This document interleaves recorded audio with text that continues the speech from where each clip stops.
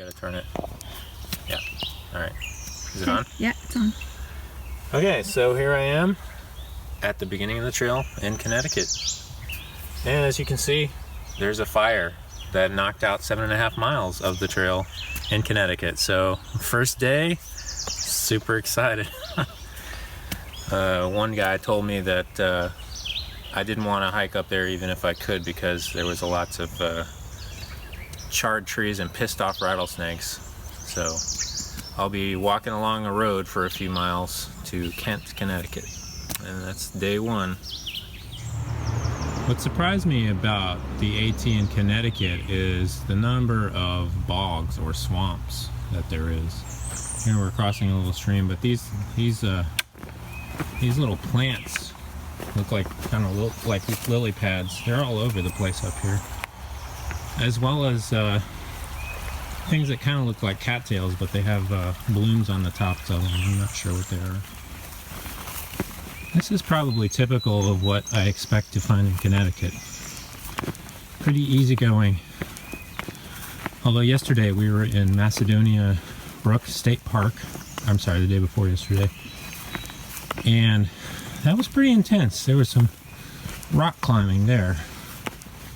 So maybe I'm in for a surprise in the mountains.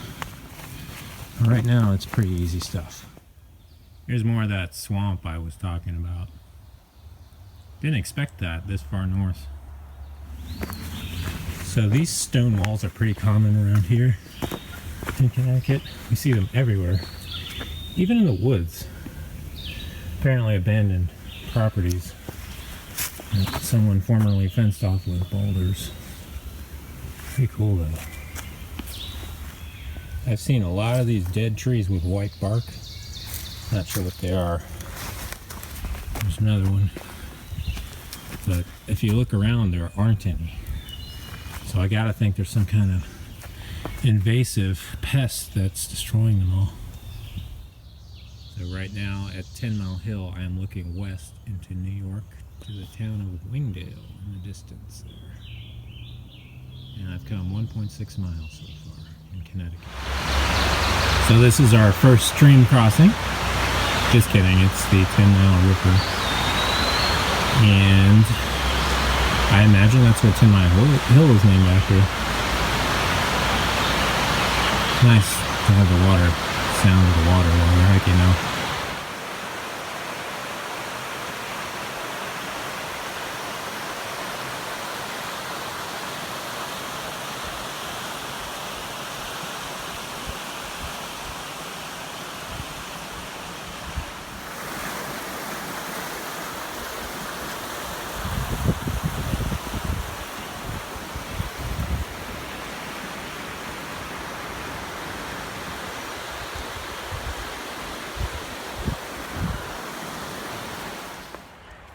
Really weird is we were just spending the weekend in this area, so I know how close we are to civilization, but the illusion of isolation is really amazing. I would never know that there's towns and houses and stores just over that river. It's quite remarkable. There's these cattails, cattail looking things I was talking about earlier. Interesting.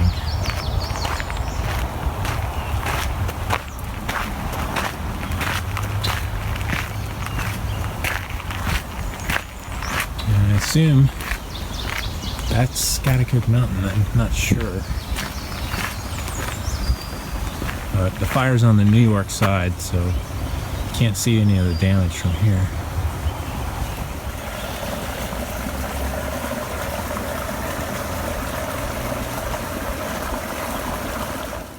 So sometimes this is what the AT looks like.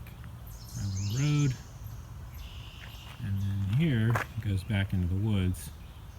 Supposedly this is the section that was closed off because of the fire, but I don't see any signs, so I'm gonna go ahead and try to hike up this and hope that I don't get turned around. So right now I'm hiking up a mountain. And this is eye level here. there's the trail. Fortunately, I don't have to do this. But you know, that's later on in Maine.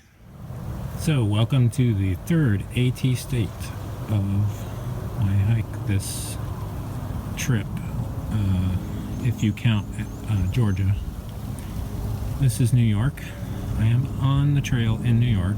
It dips back into New York for a few miles, and I'm looking southwest into New York. A little town called Dogtail Corner. I don't think you can see it. I think it's behind the first ridge line. But that's the 10-mile river there in the distance. A little further north than where I was beside it today. So I'm not sure if I'm there yet, but there's a place either I'm going through now or I'm about to go through that is the only place on the Appalachian Trail that's within an Indian reservation. It's only a half a mile or a mile or so, something like that, but very interesting. And I believe I'm back in Connecticut now after a brief walk into New York. So next stop will probably be the shelter. Or if I get there soon enough, I'm gonna go into the town of Kent, which is a great place. So hopefully you'll see some of that. So here are the first signs I've seen of a fire, and apparently this was caused by a camper. People suck. People that have fires anyway. So here's some of the damage. And it looks like the damage stops right at the trail. So I don't know if that was planned, if the firefighters that were out here stopped it on the trail, which is possible, or it just could have acted as a natural firewall, so to speak. And here is the first southern signs of the town of Kent.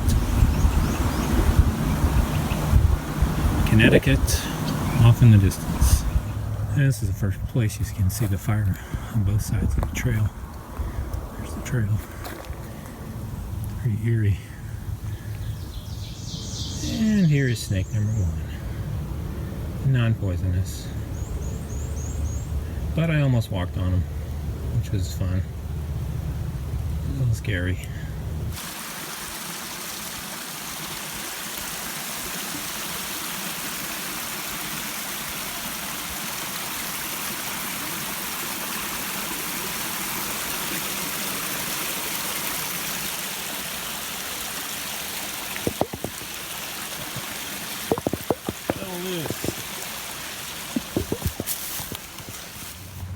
And this is what Kent looks like from the trail.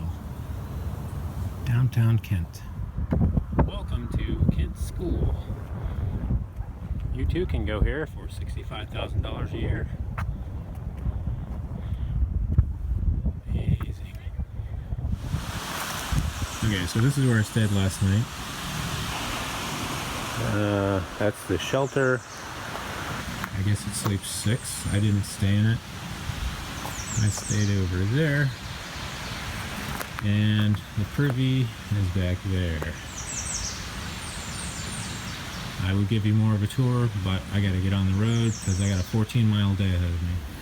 So again, I know it's hard to get perspective in terms of elevation, but this is eye level. And there, I guess is where I'm going. The trail goes that way. As hard as it is to climb up mountains, this 5 miles of this,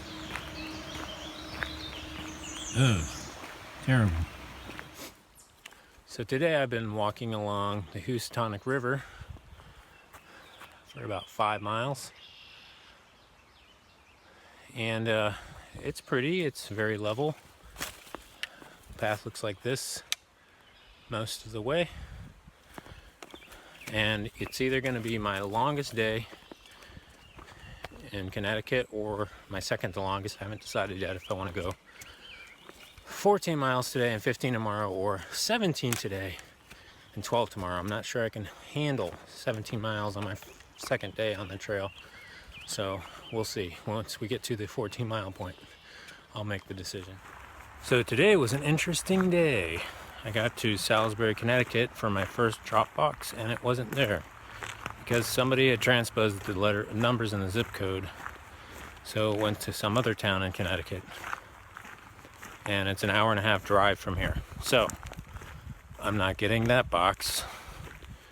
So I had to go to the grocery store, buy a bunch of food that I had already paid money for food in the drop box for those days. And of course, the grocery store here is the most expensive grocery store in the entire world. But I'm back on the trail soon, and I'm on schedule. So this is the last shelter I will stay at in Connecticut before Massachusetts. I possibly will tent camp because I like it better. It's not bad, but get more privacy in a tent. So I'm torn. So I've picked campsite 2, and now I'll walk you through the process of setting up my camp. First I have to dig through my entire backpack to get my tent out. I kind of know where it is, but it's still buried a little bit.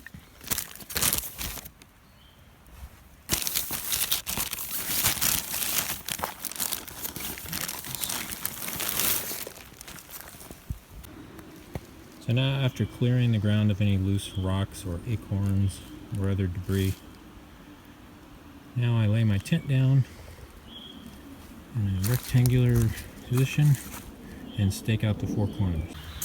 And now that I have those all staked out, 4 corners, I take one of my trekking poles, insert it into the tent like so.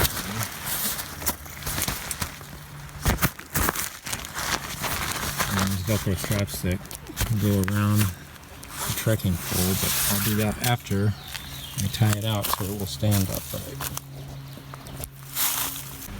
And once that's done, I got to do the same thing with the other trekking pole on the other side. Okay, so now I have attached both trekking poles and anchored them with the guy line. And the tent door is open so you can see inside. It's pretty roomy in here. It's about maybe 4 by 8, maybe a little bigger. And then the inner tent goes inside this with the mesh to keep the bugs out.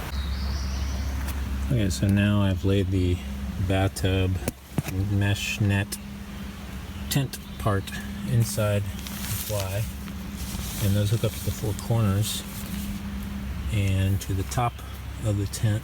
It's very easy to set up. I'll show you in a second. I've got a guide out here to just give it a little better wind resistance. And then on this side, it's got a little porch set up so that I can put my backpack inside of it right there. And I'll show you that in a second. So you hook these little guys into the rings, and I probably might need 2 hands for this. And once you got those on all 4 corners, like so, inside the tent, then you take this strap here and you put it up there 2 times, like so, and like so.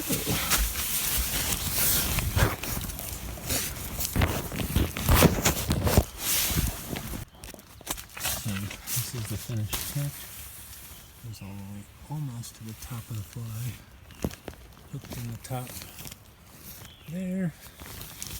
And it unzips. Thanks. And the cool part is there's two doors. The back porch and the front door, so you can put your backpack in that area and get to it while you're in your tent without having to put your backpack inside the tent.